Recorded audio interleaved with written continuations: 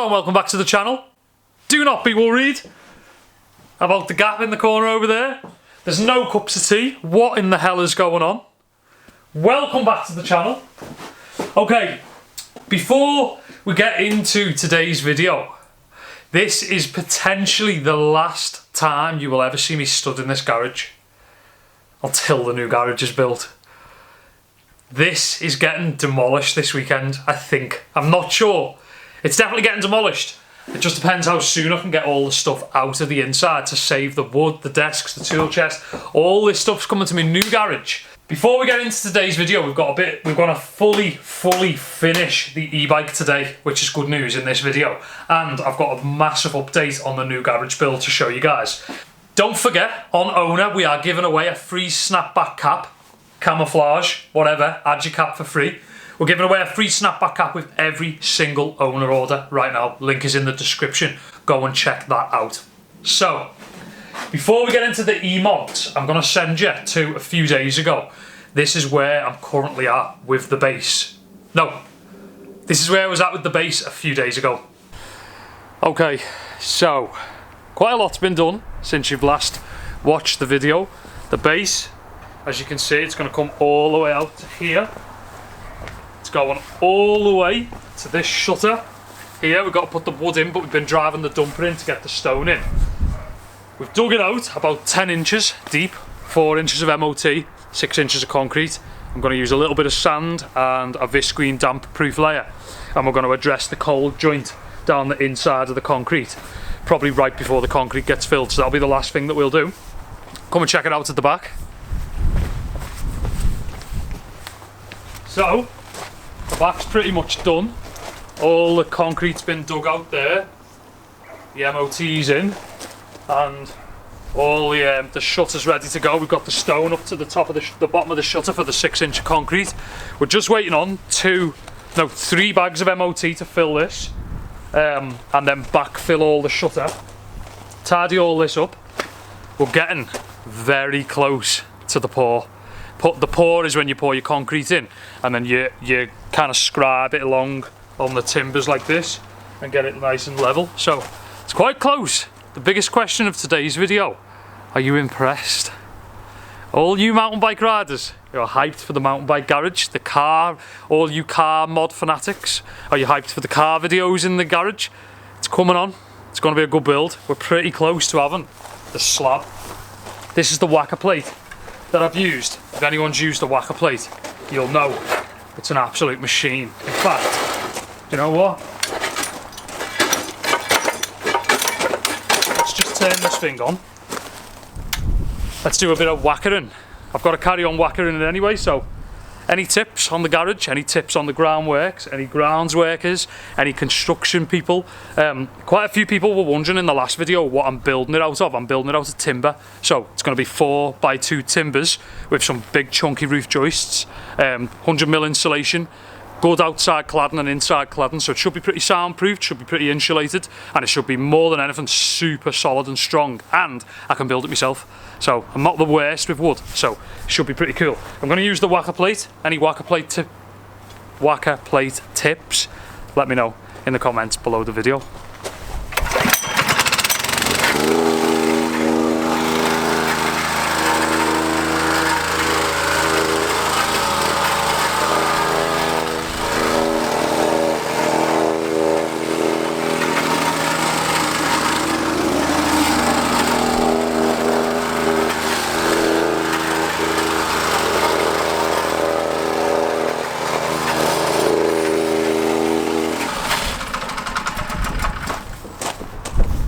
So close. That's going to be the end of this little clip. I'll come back tomorrow when I've put more MOT in this, and I'll show you guys where I'm at with the base build. I'm getting concrete this week, so I'm trying to get it as prepped as I can for the concrete. This was an idea probably like 2 weeks ago.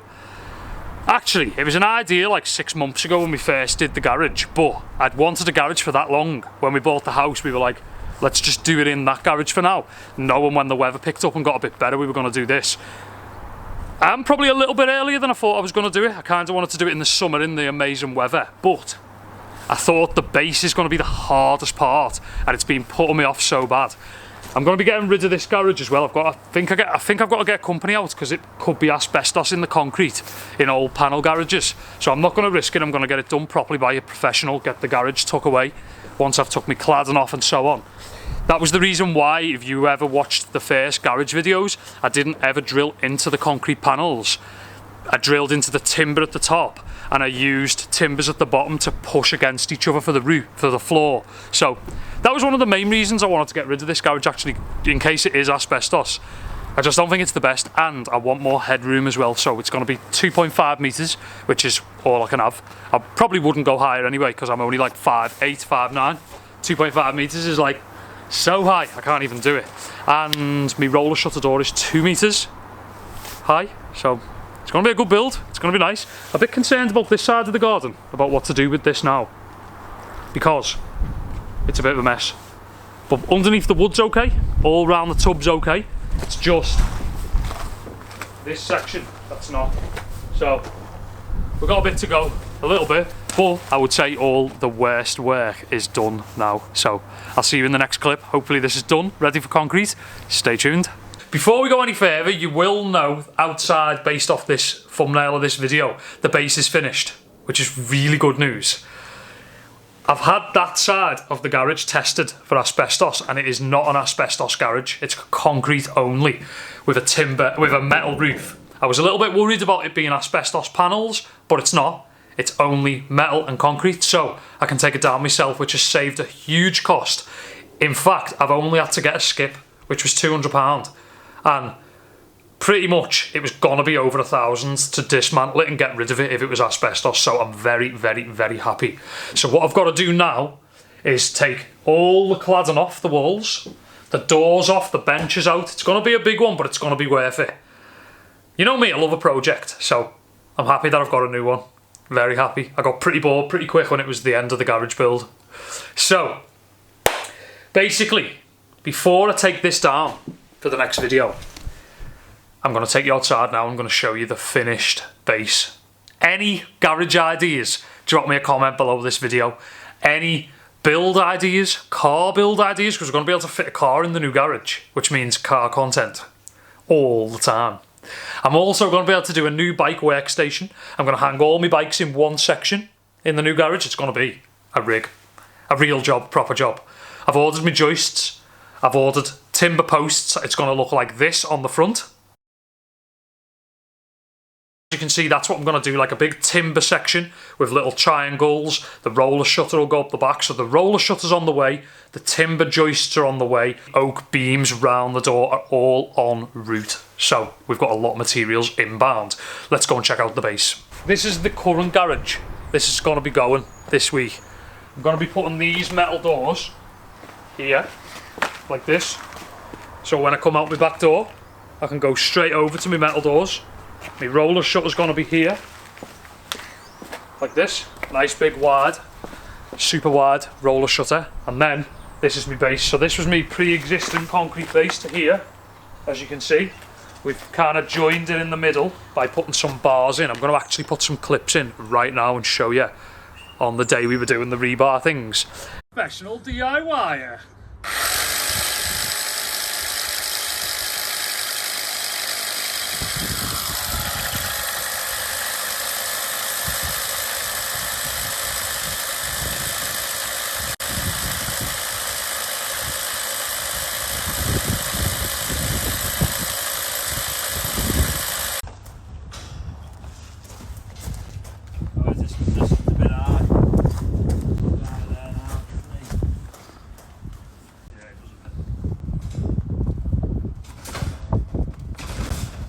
And then this is my base, what's done. I can now walk on it. It's been a couple of days. We put 4 inches of hardcore on the ground below the concrete. We put sand over the hardcore. We then, only a tiny bit to stop the visqueen getting punctured. We then put 6 inches of concrete down with rebar in it and rebar posts into the side of the existing concrete base. This is solid, ready to go. Can load a car. I've got to treat this joint. Once the garage is done, I'm going to cut all this excess visqueen away here, this, and I'm going to put a fresh little bit cement or self-leveler down the middle, make it look pretty, then the tiles will go over the top. It's gonna be sick. Goes all the way down here, as you can see, and all the way down the back. So it's kind of still not wet, but I wouldn't jump up and down on it, but it feels pretty solid enough to walk on. And it was my first concrete base that I've ever laid. With the help of a lot of people, we got it done. It is done. Got to address all this now though, a lot of mud in the stones and so on. We've got a lot to do, it's going to be good though. So the next big one is to get this panel garage dropped to the ground and out of my hair. Then we can build, then it gets fun, then it gets really fun. So let's go back inside, let's deal with the e-bike ASAP. Driving the diggers was an experience. Driving a digger is pretty hard. A lot of your comments actually helped me with putting the nose of the base on the floor, the bucket on the bottom of the digger flat on the ground and scraping backwards. There was loads of helpful comments. I actually got a lot better at it after like 3 days. My next door neighbour was really good at it. He bossed it for me, which is pretty sick. Thank you, you know who you are. A lot of the people around here, my friends and stuff, they all come and helped out. So there was a lot of helping hands and we sorted it out and it's solid and it's ready. We really are starting from scratch on this. This is the last thing for the e-bike to be complete. Maybe the next video would be me riding my e-bike. Or would you rather it be the garage build? Getting knocked down. Should we demolish this for the next video? Now, basically, this is too big. But we are starting from the scratch. This is a brand new cable. A brand new banjo. We've got no brake pads. I'm literally going to try now and do a fresh flush of bleed Shimano hydraulic mineral oil. That's the stuff you have to put in TRP brakes. So let's go, let's start. Okay, so there's something we must do is put the lever facing upwards. Do not follow what I'm doing on there. I'm kind of explaining what I'm doing, but don't use this as a how-to because it will go wrong. Use it as a how, potentially not to do, but enjoy. So I've put my lever up. Don't put your lever up, I've put my lever up. Okay, then I'm going to take my bleed screw out. Bleed port, I think they call this thing. Okay, that's out, as you can see. It's there. Okay, so that's out. Then we're gonna take one out of this. I think it comes out of this one. Could be wrong. I'm sure I'll find out the hard way. Okay, and we've got contaminated syringes. It's me beautifully contaminated syringes, which I'm sure will do as a fine bleed. If this bleeds now, I'm literally going to be like, oh my god, I bled my TRPs. But I have bled my TRPs successfully on a number of occasions. So, who knows? Maybe it will work, maybe it won't. So basically, I'm just checking now that that fits, which it does. So that's going to be my bottom syringe. This one is going to be my top syringe. Syringe!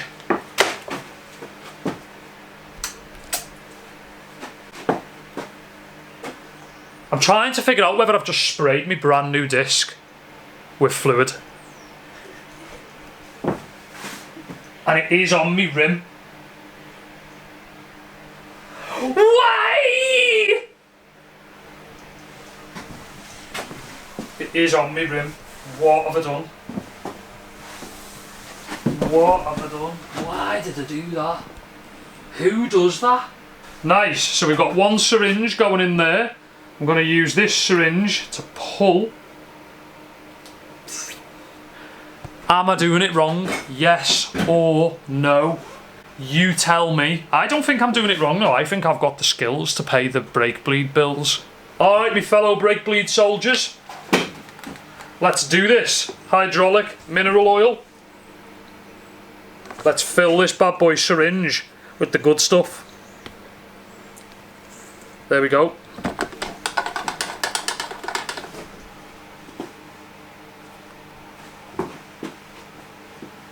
Just tap it in. Getting rid of the air.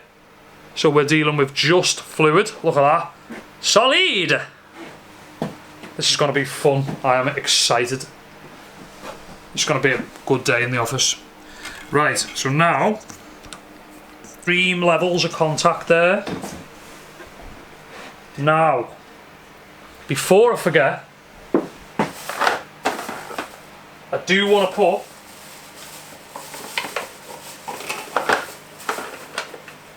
a bleed block. Alright, me homies, worldwide brake bleeders, me bleed block is in.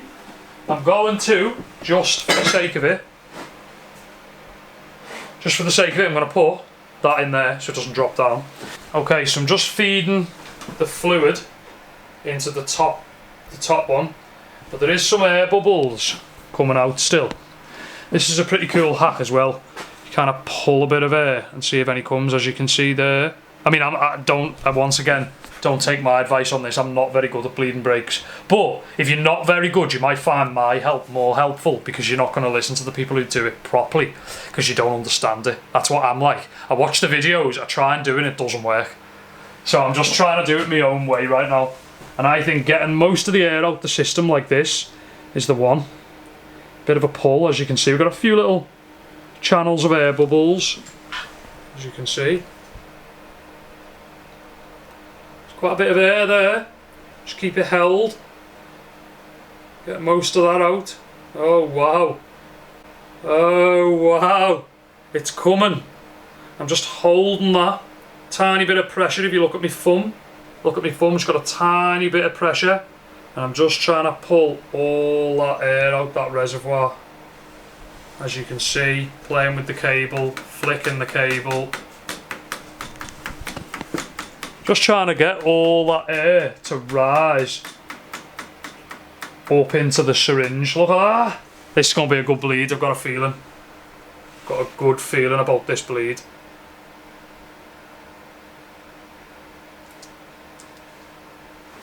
Jeez.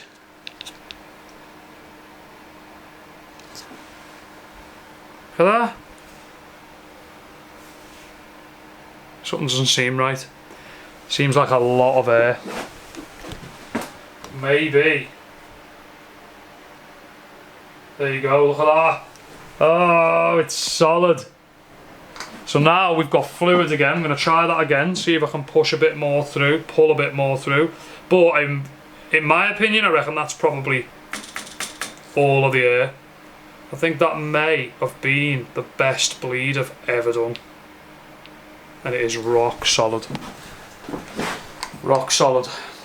I could probably take this one out now, I reckon, and swap this one for the bolt at the back. This could be a good bleed. I have heard it's good to do this. Oh yeah, look at that. There's loads in the lever. Come on, lad.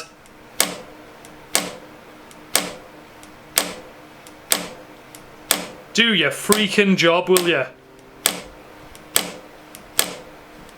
He doesn't know what he's doing. I know. Look at that. Not sure how many times you're supposed to do this, but it does seem like there's quite a lot of air pumping fast.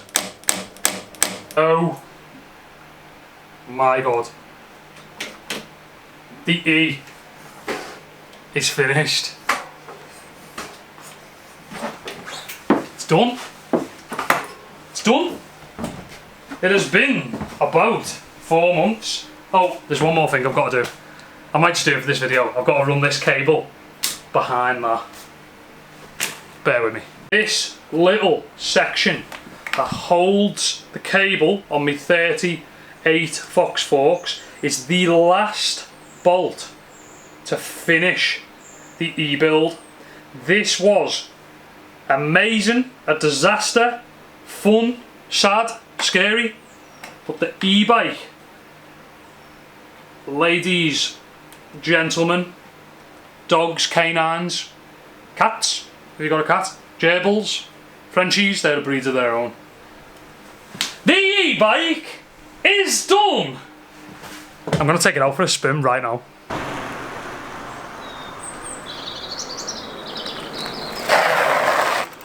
It's done! It is complete. We're coming out for a bit of a spin. I'm on 2 red bars of battery, which means I need to get home ASAP. The back tyre's quickly running out of tubeless fluid, So I need to put a bit of a top up in the back wheel. It feels crazy to be not only on a bike, but on the E-Complete. I think it looks sick as well.